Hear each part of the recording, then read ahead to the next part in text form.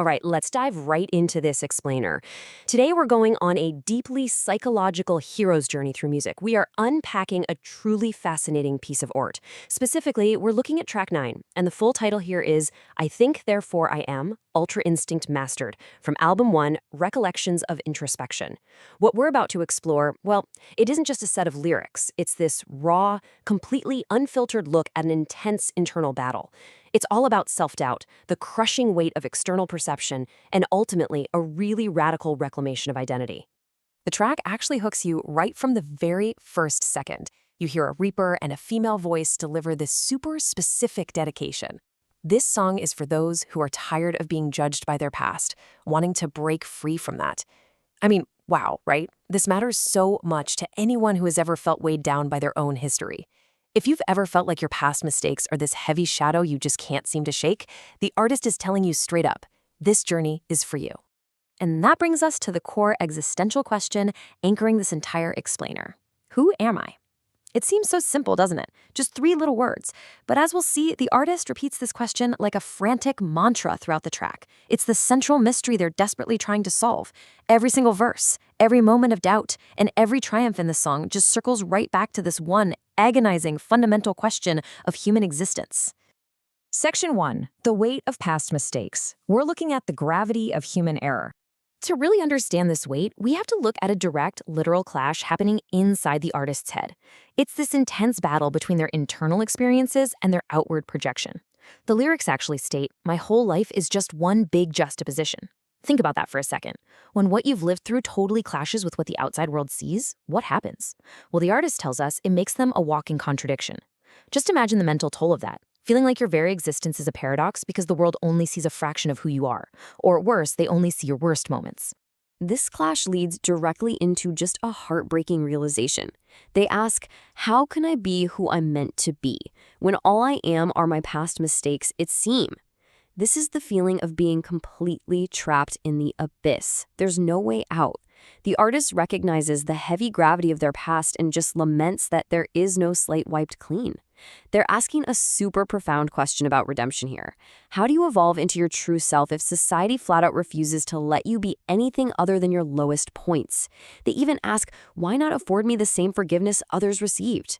It is a powerful, heavy statement on the unfairness of social judgment.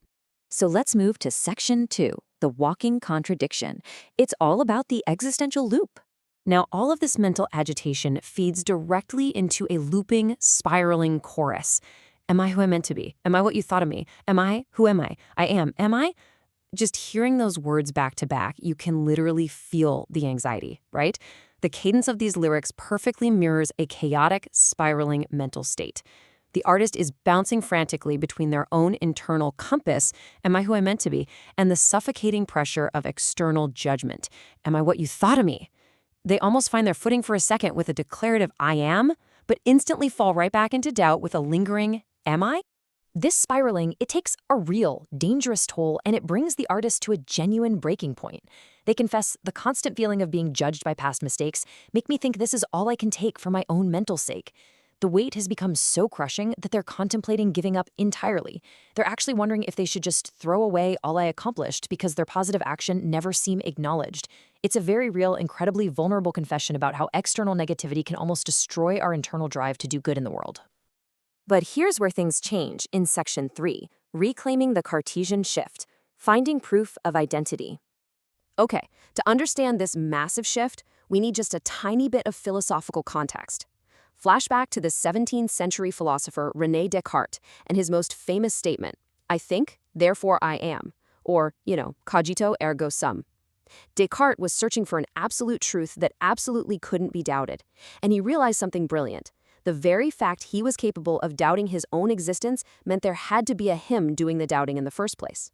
His mind, his conscious thought, was undeniable proof of his reality. Now look at how the artist weaponizes this 17th century concept from modern self-empowerment. The lyrics absolutely explode with this realization. Well, let me tell you, I think, therefore I am. I am who I'm meant to be no matter what perception you have of me. It's incredible. The artist takes Descartes' proof of existence and flips it into proof of identity. They're essentially saying, my internal reality, my own consciousness, is the only proof I need. It is this passionate, forceful rejection of all that external negativity we talked about earlier.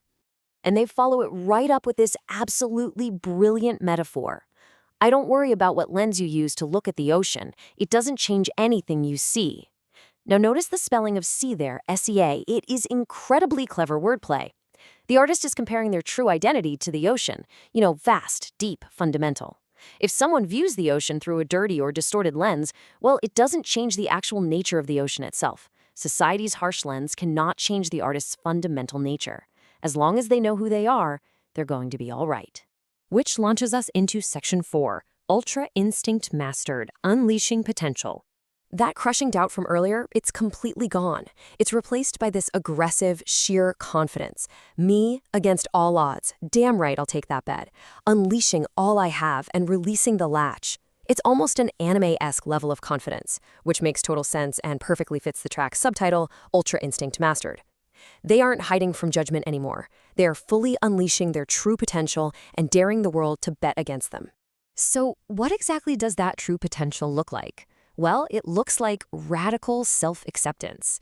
The artist boldly declares they are a fighter, a failure, resilient, brilliant, vulnerable, broken, and flawed. Notice how they stack all these conflicting traits right next to each other. They aren't just claiming the good parts, they are fully claiming the failures and the brokenness too. And by accepting all of it, the contradiction just completely loses its power. They are finally whole. Which brings us to the ultimate resolution of this hero's journey. The track closes out with this powerful, echoing mantra, I will rise no matter how many times I fall. This is the core takeaway here, folks. It's not about never making mistakes again. It's about recognizing that falling down does not define your entire identity. Your ability to rise, that unyielding human resilience, that is what truly defines you. So, as we wrap up this explainer, I really want to turn the artist's existential journey back over to you. Are you allowing your past mistakes to dictate your present identity? If you find yourself looking at your life through a dirty lens, remember the ocean. Remember that you have the power to say, I think, therefore I am. Thank you so much for joining me on this deep dive, and I'll leave you to ponder that thought.